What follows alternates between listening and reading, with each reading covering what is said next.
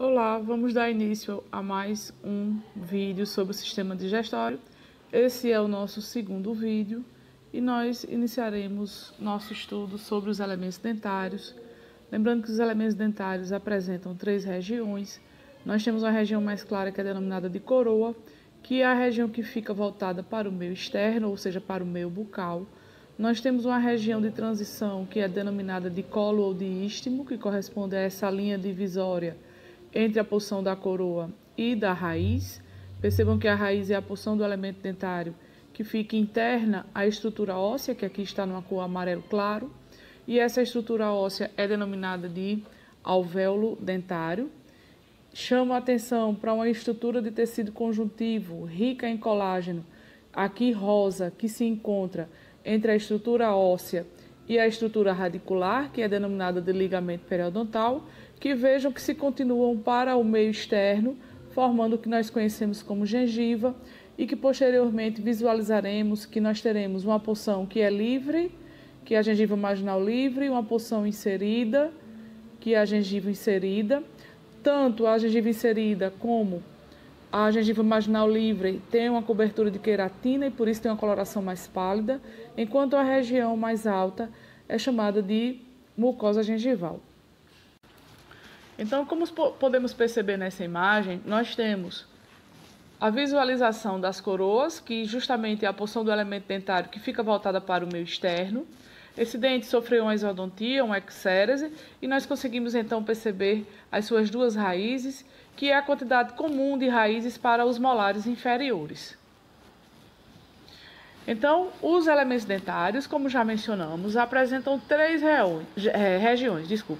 A região da raiz, a região do colo ou istmo e a região da coroa. Lembrando que as coroas apresentam formatos e tamanhos diferentes, de acordo com a função de cada uma. Então, a gente percebe aqui os elementos incisivos, que têm uma borda cortante, porque eles têm função de apreensão e corte.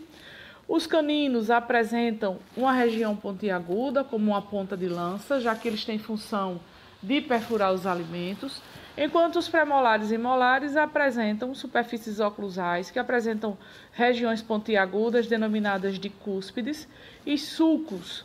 E esses dentes são os dentes responsáveis pela trituração. Vejam que nós temos raízes de tamanhos diferentes, largura diferente, número diferente. Então, dependendo da necessidade de inserção do dente, nós teremos essa diferenciação em relação às raízes. Outra questão que se faz importante mencionar é diferenciar dente de osso. Existe na população leiga uma ideia que os dois são a mesma coisa, e não são. Histologicamente, os tecidos são diferentes. Então, quando eu observo a estrutura de um elemento dentário, que nós vimos há pouco que a sua divisão anatômica consiste em apresentar uma coroa voltada para o meio bucal e apresentar uma ou mais raízes inseridas na estrutura óssea, que é denominada de alvéolo dentário. E quando nós observamos essa estrutura em branco, que representa o esmalte, que é a camada mais externa de tecido mineralizado localizado nas coroas dos elementos dentários, nós percebemos que esse tipo de tecido não existe nos elementos dos ossos. Então, o esmalte é um tecido único dos elementos dentários. E é interessante que esse tecido é o tecido mais resistente do corpo, mais do que os tecidos que nós encontramos nos ossos. Abaixo da estrutura do esmalte, que a gente já sabe que fica só na coroa, abaixo dessa estrutura nós encontramos a presença de dentina. Então, a dentina é esse tecido que está pintado amarelado, e eu encontro a dentina tanto na coroa como na raiz. É também um tecido mineralizado, só que não tanto resistente como o esmalte, porque ele tem uma quantidade de mineralização inferior à quantidade do esmalte. Internamente, a dentina, tanto na coroa como na polpa, nós encontramos um tecido onde nós temos a presença de nervos e de vasos sanguíneos. Esse tecido é denominado de polpa dentária.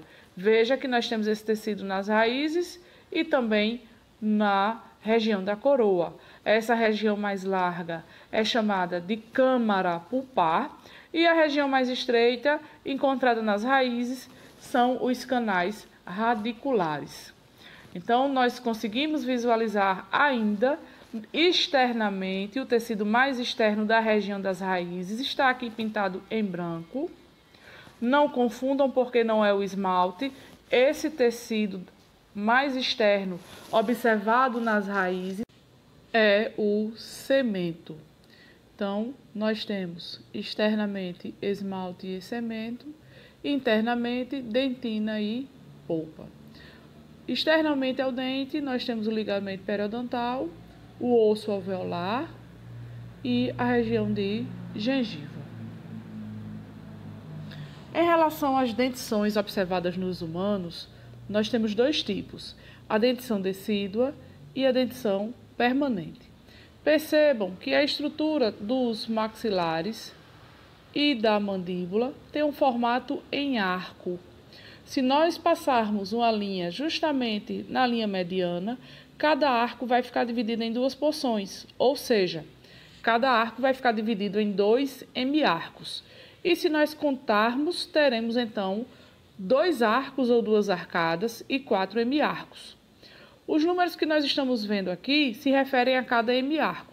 Na dentição decídua, nós estamos visualizando 2 hemiarcos, o hemiarco superior direito e o hemiarco inferior direito. Quando eu olho para esses hemiarcos, eu consigo observar 5 dentes em cada um deles, que são, da linha mediana para a lateral, nós temos o incisivo central ou medial, incisivo lateral, canino, primeiro molar e segundo molar. Observe os mesmos dentes na região inferior. Incisivo central, incisivo lateral, canino, primeiro molar e segundo molar. Então, nós temos 5 elementos dentários para cada hemiarco. E como nós temos 4 hemiarcos, então em uma dentição decídua, nós temos a presença de 20 dentes. É interessante que se saliente que existem 2 situações, onde nós temos um número maior ou um número menor de dentes. Quando há um número menor de dentes, nós temos uma situação de agenesia. E quando nós temos um número maior, nós temos uma situação de dentes supranumerários. Percebam no esquema apresentado que os dentes permanentes já estão em fase de coroa, ou seja, coronogênese, as suas coroas já estão formadas e à medida que suas raízes vão sendo formadas, esses dentes vão erupcionando, desgastando ou promovendo o desgaste das raízes dos elementos decíduos, e esses ficam naquela situação que o pessoal popularmente denomina como se os dentes estivessem moles. Já na dentição permanente, para cada hemiarco, nós temos 8 elementos dentários. Como nós temos 4 hemiarcos, teremos então 32 dentes.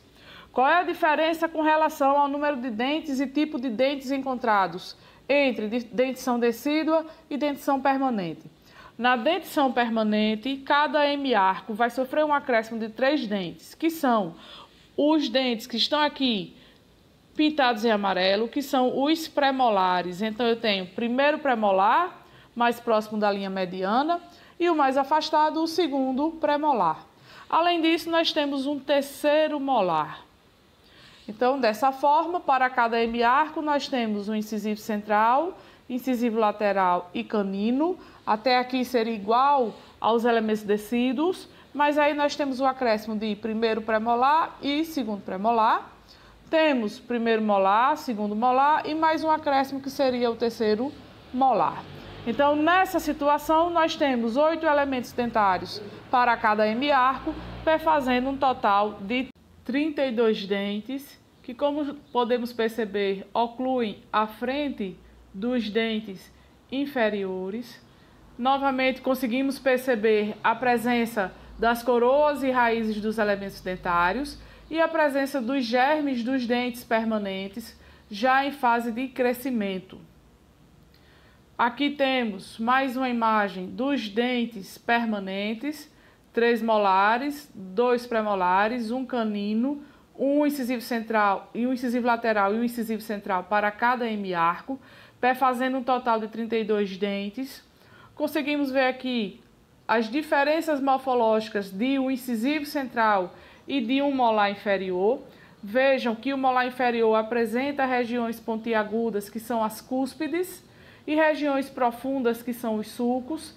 Lembrando que os dentes superiores e inferiores devem encaixar perfeitamente para que se tenha uma oclusão adequada e assim uma mastigação satisfatória.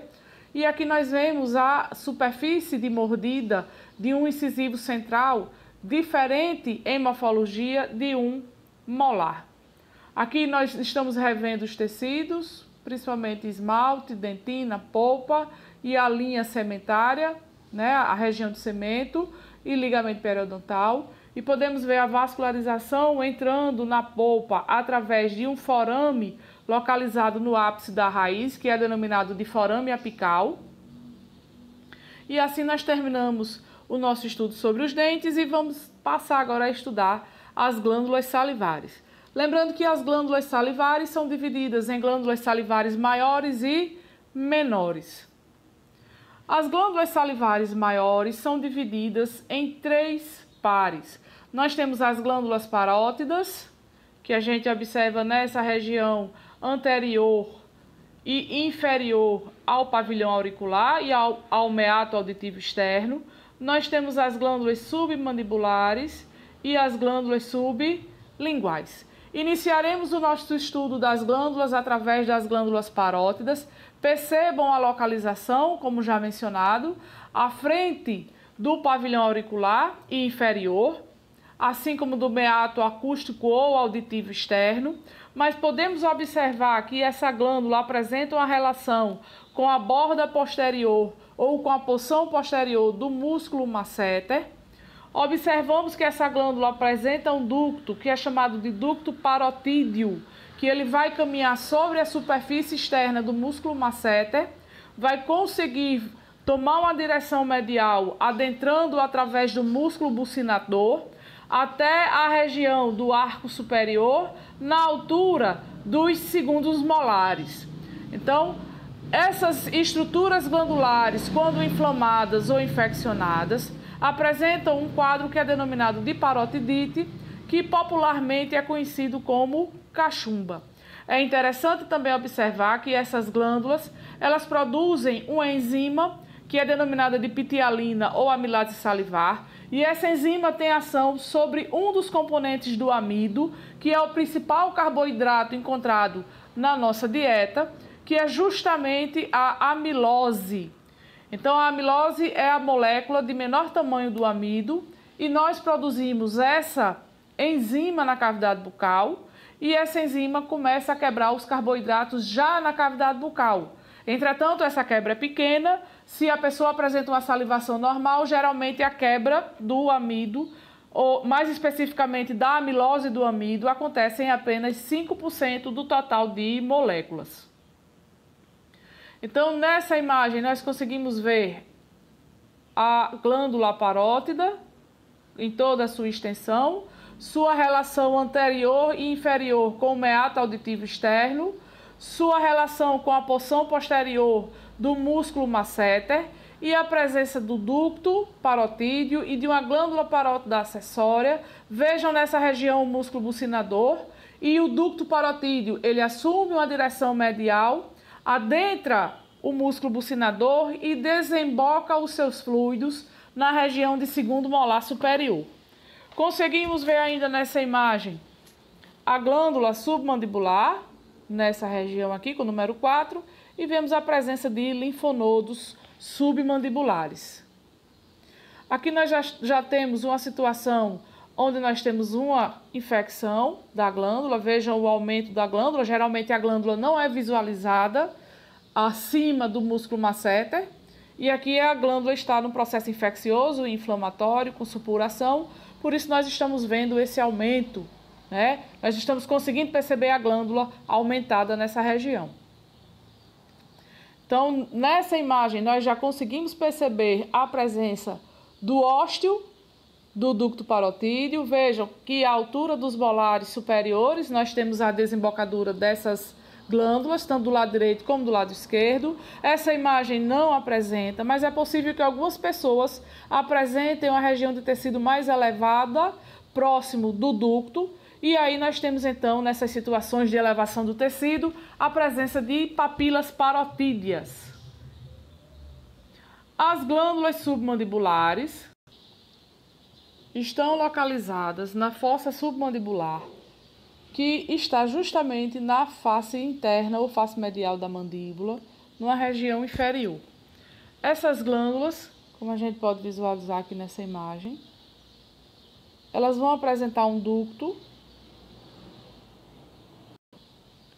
que são os ductos submandibulares, que nós podemos perceber nessa região abaixo da língua, e que recebem o nome de pregas sublinguais.